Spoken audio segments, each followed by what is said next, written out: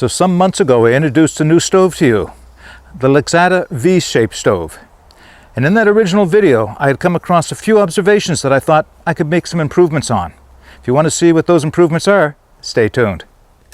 Alright, as I mentioned, some months ago I had done an introductory video on the Lixada V-shaped stove, which was a copy of a stove made in North America by 180 Tac. Now 180 Tac is no longer carrying that stove, and I suspect it's because of a design flaw or something that they noticed in the design after it had gone into production. And that is when, and I'll show you the stove now of course, when you place a pot on the stove near the apex, right at the point up here, it seemed to dampen down on the airflow coming through the stove. So they've reintroduced another smaller version of the stove, but with 3 sides instead of just the 2 sides, and that's the one they're marketing now. However, Lixada out of China kept up with the design, and they've been marketing it, so I bought one, we tried it out, and of course I'll put a link to that right up here, somewhere up here, where you can watch that original test that I did, where I made the observations where the pot seems to dampen out the fire.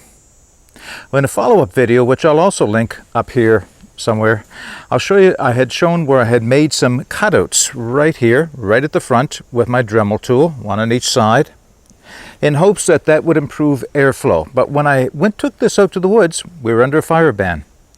Well, today I'm in a national park in New Brunswick, Kouchipequak National Park in fact, and I have a fire pit right here in front of me, and I thought I'd take this along. So let's see, does it really make a difference?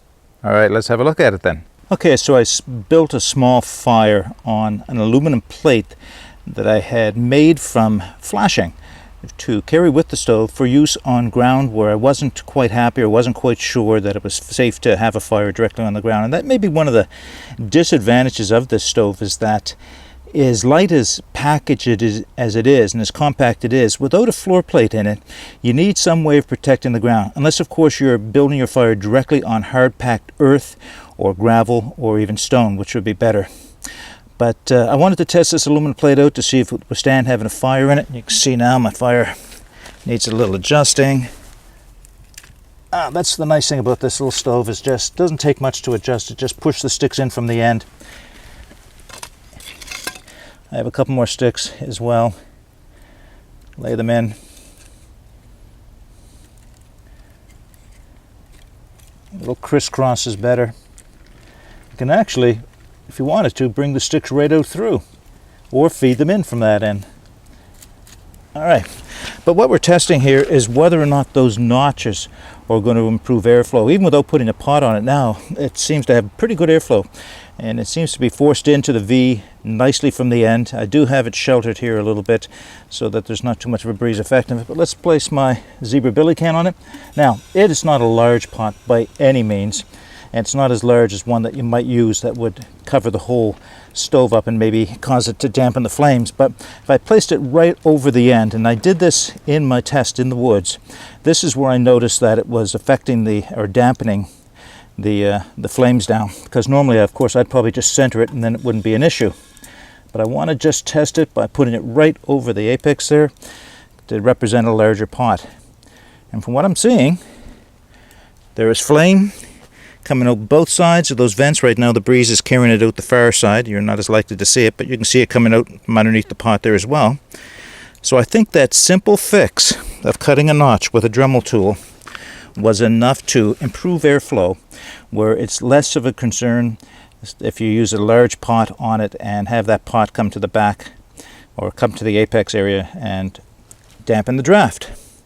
Okay, so the Lixada V-shaped stove. Simple, lightweight, compact design, breaks down into 4 small pieces, comes with its own little carrying case. That's all there is. It's a nice small stove. It does have some limitations though, and of course those limitations are the fact that you have to know what your surface is that you're building your fire on. So if you can be guaranteed that you have a fire safe surface, either by putting it on rock, gravel, or firm packed earth, or some type of a metal plate underneath, then this is a stove worth looking at. However, to get the most out of this stove, you may want to consider doing the modification I made to mine, which again with the notches, done with my Dremel tool, right over top of where the Lixada name appears on the side of this. Nice little stove. I'll probably carry this more often. I've had a number of fires in it now, and what I've found is I'm not seeing any warping.